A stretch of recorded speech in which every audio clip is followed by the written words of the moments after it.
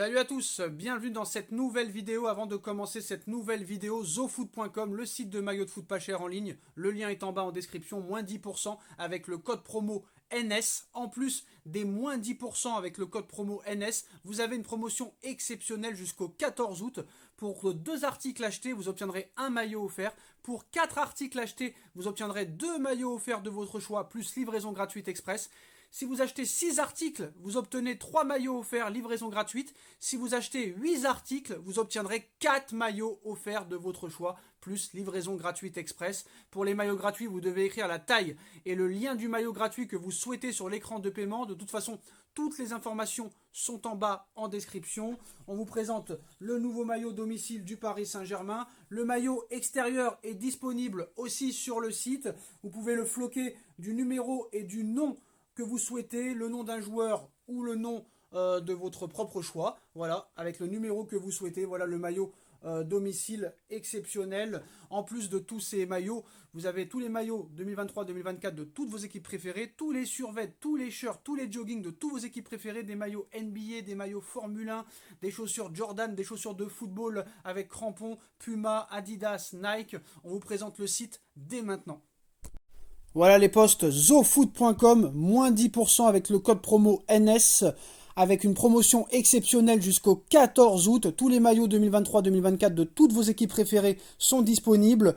Des maillots NBA, des maillots Formule 1, des chaussures de football, des Jordan, tous les ensembles, tous les shirts, tous les joggings de toutes vos équipes préférées. N'hésitez pas, foncez, le lien est en bas en description ainsi que toutes les informations. On commence cette vidéo avec les infos mercato du Paris Saint-Germain, J-3 de la reprise de la Ligue 1 contre Lorient. Quelle équipe sera alignée? En tout cas, ce sera sans Mbappé, sans Marco Verratti et Neymar qui ont rejoint Kylian Mbappé dans le loft.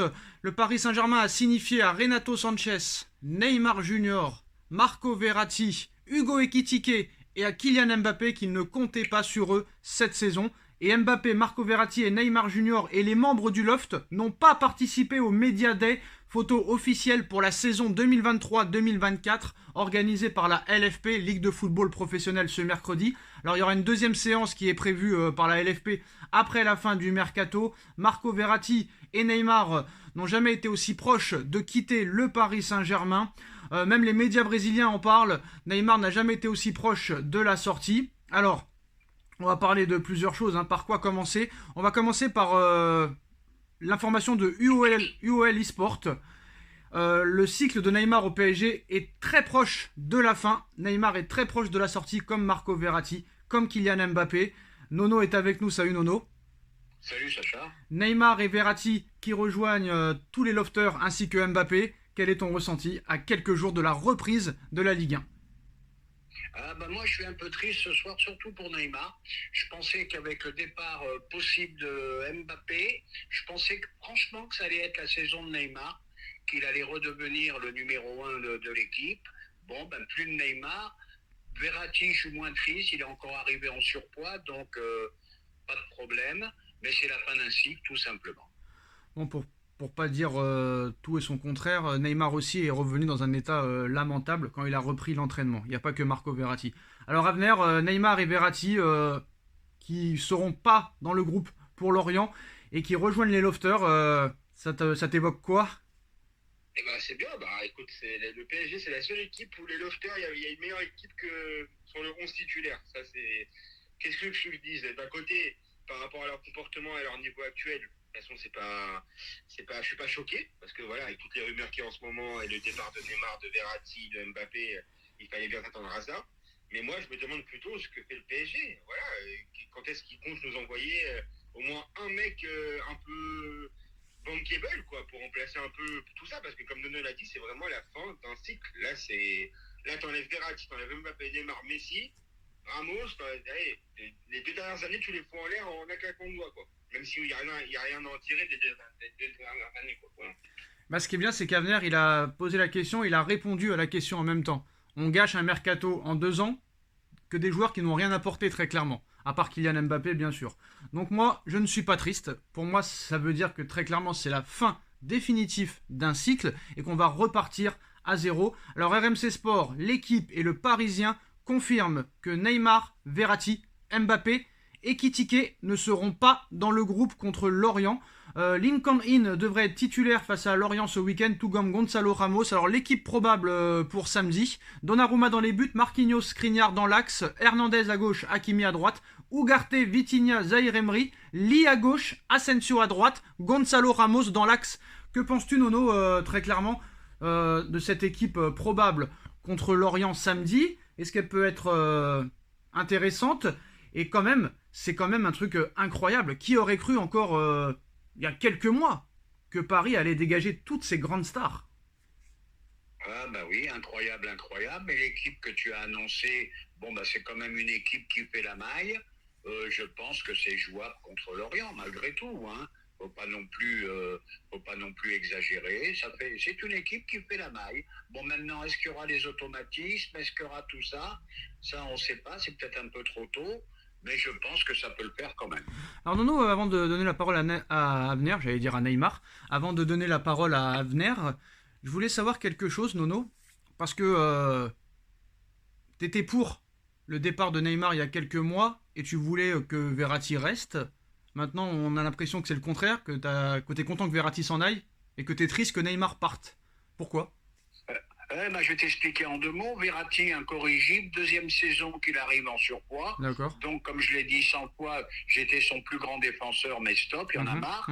Et Neymar, sur ce que j'ai vu, c'est le génie malgré tout. Hein. Ah, oui. Et ces traits de génie, tu les auras plus. Bon, c'est vrai, il joue 5 mois dans l'année, mais il faut faire avec ce mec-là, il faut faire comme ça, que tu veux que je te dise. Ma question était: pourquoi es-tu pour le départ de Verratti et pas celui de Neymar, qui était revenu aussi en surpoids après 6 mois de blessure et qui ne fait strictement rien. Donc pourquoi Je t'ai répondu, Sacha, il est peut-être revenu en surpoids. D'accord. Mais malgré tout, sur ce qui t'a... Alors tu vas me dire que c'est qu'un match amical. Oui. Mais je vois qu'avec un Neymar dans l'équipe, ça allait beaucoup mieux. D'accord. Et voilà, tout simplement. D'accord. Alors dites en commentaire ce que vous pensez de l'analyse de Nono. Honnêtement, Avner, sur le possible départ ou le probable départ de Verratti, d'Ekitike, de Neymar, de Mbappé, très clairement, qui seront et qui pourront être leurs remplaçants? Et est-ce que toi, tu as des regrets sur 1, 2 joueurs ou aucun? Tu sais très bien que j'ai un regret sur Mbappé, bien sûr.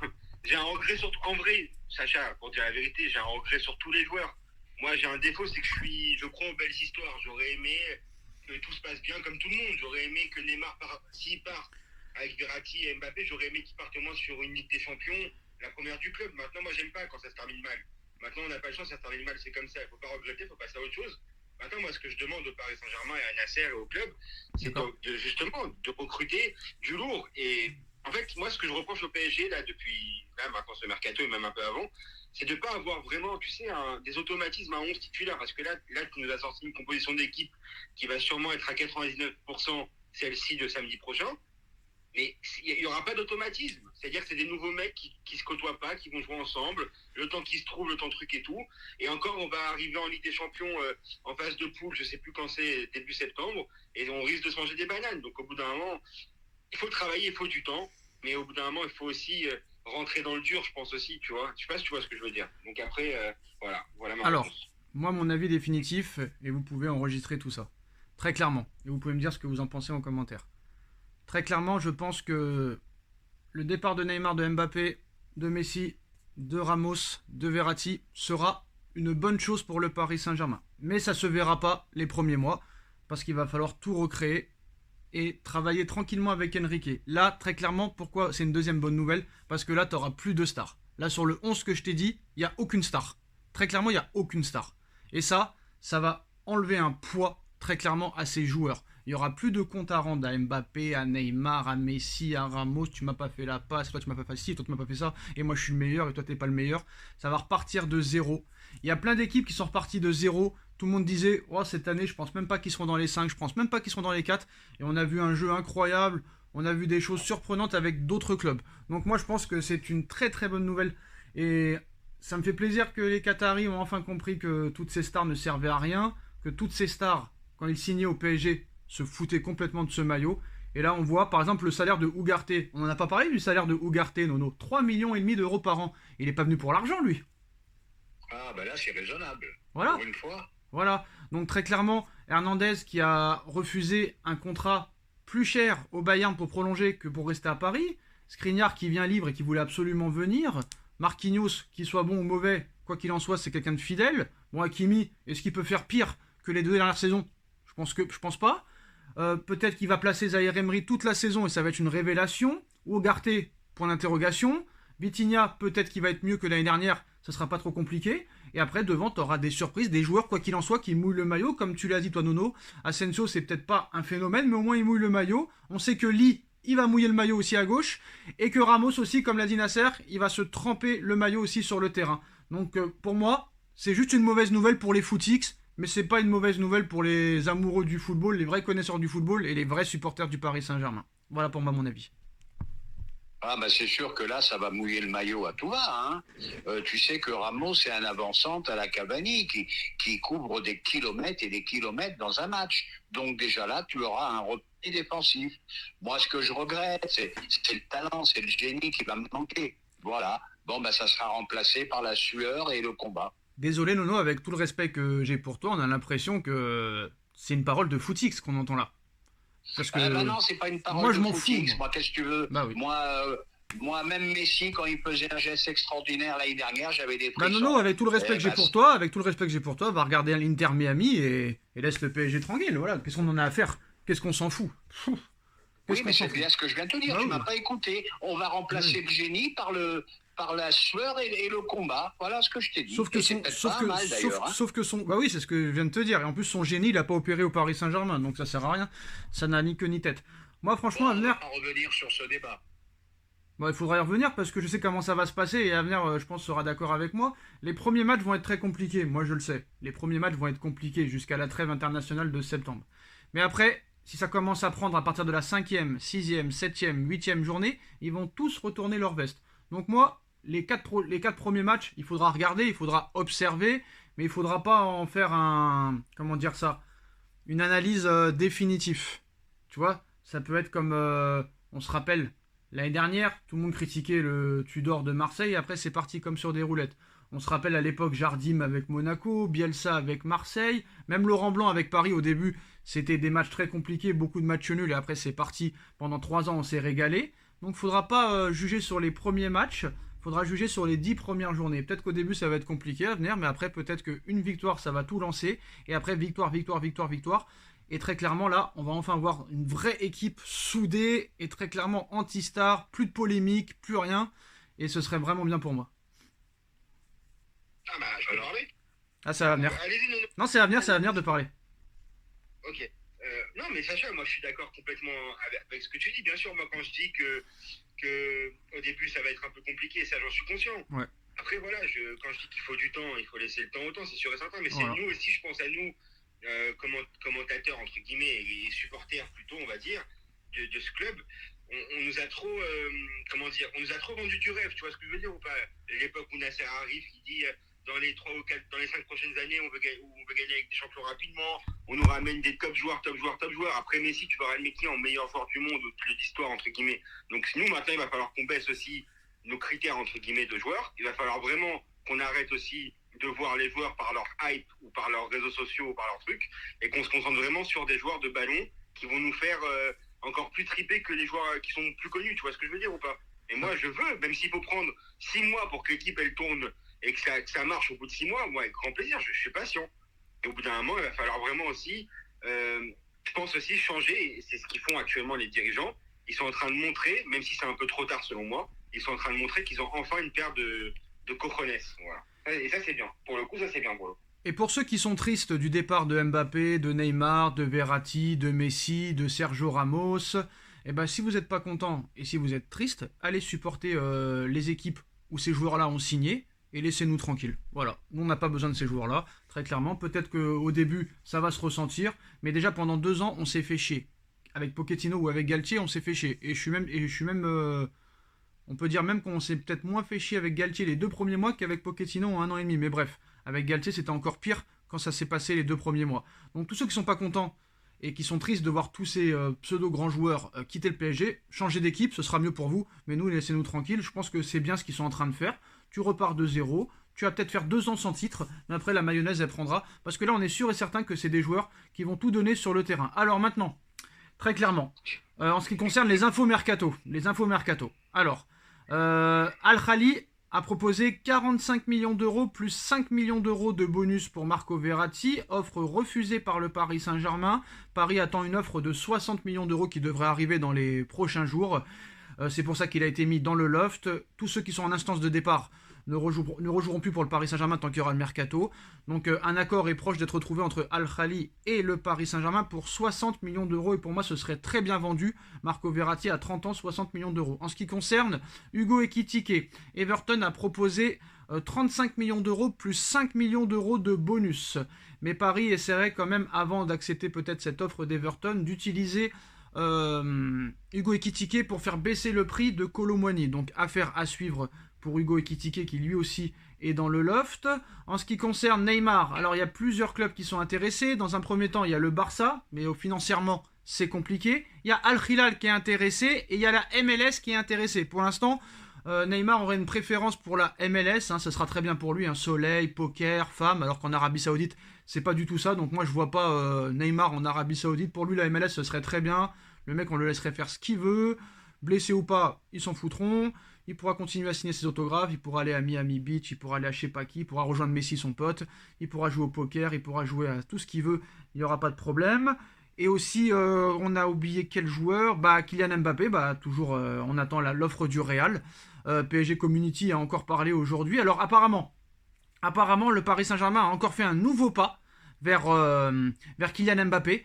Ils lui ont proposé de prolonger son contrat jusqu'en 2025 et qu'il aurait, quoi qu'il en soit, une clause libératoire l'été prochain pour partir du PSG.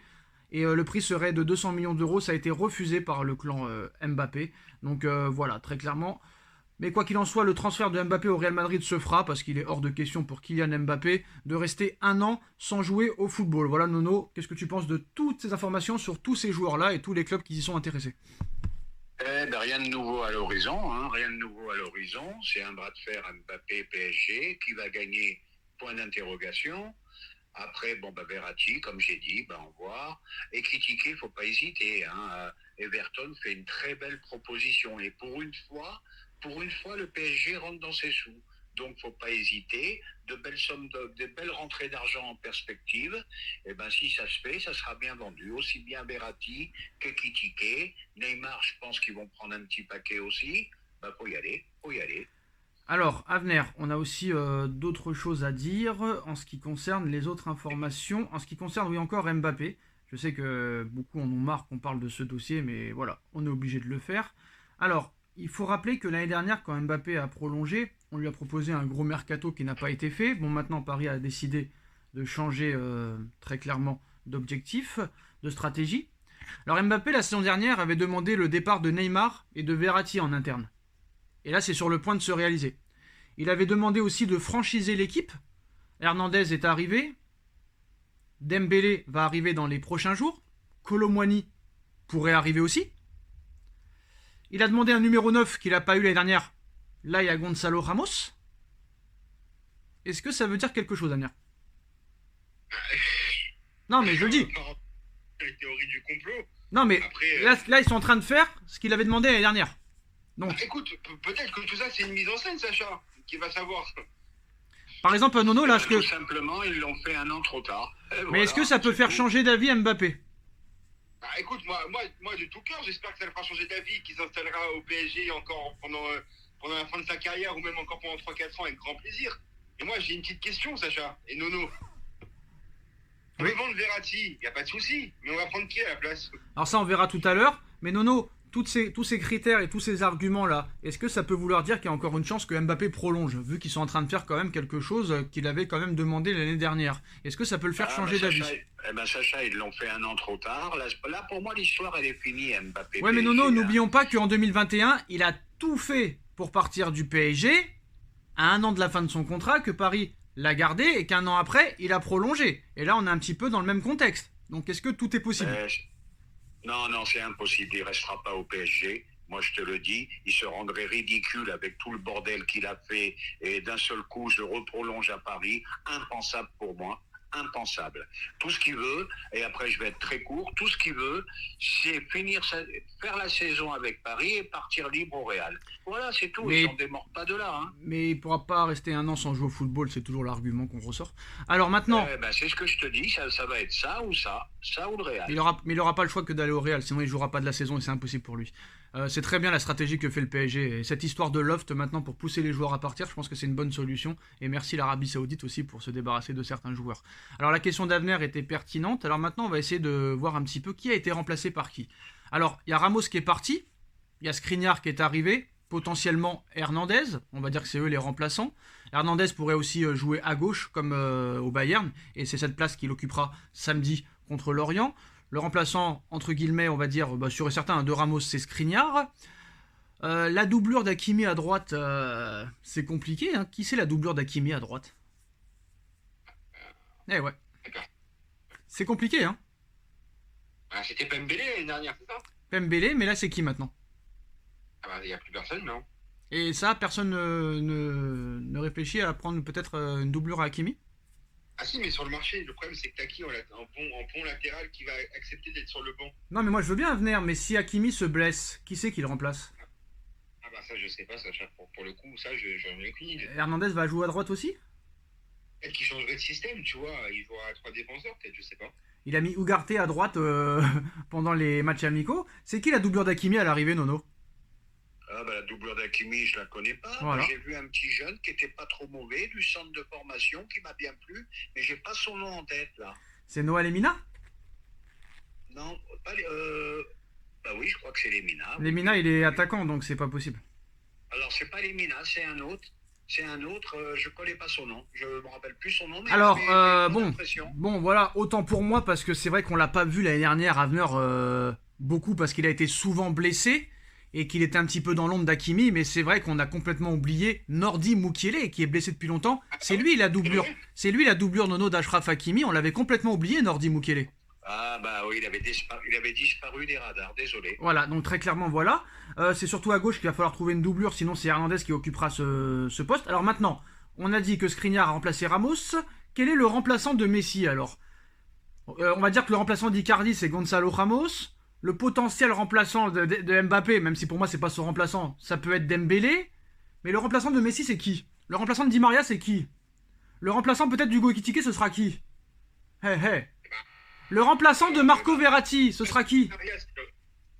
Le remplaçant de Di Maria, c'était Messi. D'accord. Pour moi, Messi, ils l'ont remplacé avec Dembélé et Asensio. Ah c'est bien, on est bien alors. Tu veux dire tout simplement qu'il va manquer un créateur et qu'il n'y a pas dans l'équipe. Voilà. Et en plus de ça, Marco Verratti, il y a qui comme très très bon milieu qui est possible? De Jong, le Barça a besoin d'oseille. Nicolo Barella de l'Inter de Milan, moi je vois que ça à l'heure actuelle. Kevin De Bruyne, c'est pas envisageable. Bernardo Silva veut pas venir. Gundogan a signé au Barça. Brozovic est parti en Arabie Saoudite. Seko Fofana est parti en Arabie Saoudite. À part Barella et De Jong, je vois pas qui tu peux prendre à venir. Franchement, pour le coup, même Fabinho, je n'ai pas compris pourquoi ils n'ont pas essayé de le faire. Fabinho c'est pour ça, partir, loft. Mais avec qui tu vas tenir la route au milieu toute la saison, hein? C'est un peu inquiétant quand même, hein? Nono, tu veux qui? C'est qu'ils ont recruté mieux, mais ils n'ont recruté pas des pointures comme Verratti, entre guillemets, quand il est au top de sa forme, même s'il est jamais au top de sa forme. Barella, ce serait bien pour remplacer Marco Verratti. Barella, c'est super, mais pour l'instant, j'ai pas entendu parler de toute façon, si tu prends 60 patates pour Verratti, si tu prends 50 patates pour Neymar et si tu prends 180 pour Mbappé, tu vas pouvoir investir à la fin du mercato. Et attention, Harry Kane, oui, tu peux. Harry Kane, Osimhen, attention, tac, et au milieu de terrain, un Barella, un De Jong. Le Barça, ils sont vraiment mal. Je peux te dire qu'ils sont prêts à tout. Le Barça, ils sont prêts à tout pour avoir Bernardo Silva et Neymar. Donc ils vont vendre peut-être Ansu Fati, ils vont vendre peut-être De Jong, et De Jong ce serait peut-être une possibilité. De Jong en plus a failli venir au PSG en 2019, donc ce serait très bien. Là avec les chiffres que tu as annoncés, tu aurais 300 millions, donc forcément avec 300 millions tu peux prendre 3 joueurs en mode vraiment 100 millions par joueur, tu investis et tu prends que du calibre. Quoi. Alors Barella, De Jong, Nono, t'es pour toi? De Jong, excellent joueur. Et Barella? Barella très bon aussi, me plaît beaucoup. Non, c'est bon tout ce que tu as cité, mais maintenant, il faut voir. Et puis c'est toujours pareil, pour que tout ça, ça se passe, ça se mette en place. Donc on a pour un bout de temps encore à parler de mercato. Hein. Et ben voilà, on va être obligé d'arrêter parce qu'il y a quelqu'un qui passe la tondeuse chez Avenir ou chez Nono, on ne sait pas qui c'est. En tout cas, voilà les postos, les dernières infos. Verratti, Neymar, Ekitike, Renato Sanchez rejoignent les lofters, Mbappé et compagnie. C'est carrément la bombe du jour. Hein. Pas de Verratti, pas de Neymar, pas de Mbappé ce week-end contre Lorient. On verra ce que ça va donner. En tout cas, c'est une bombe lancée par le Paris Saint-Germain qui enfin fait le grand nettoyage. On verra en commentaire, on verra samedi ce que ça donnera. Merci Nono, merci Avenir, on like, on partage, on commente, on s'abonne et on se retrouve très vite pour une nouvelle vidéo. Merci à tous. Tchuss. Merci à tous les deux. Merci.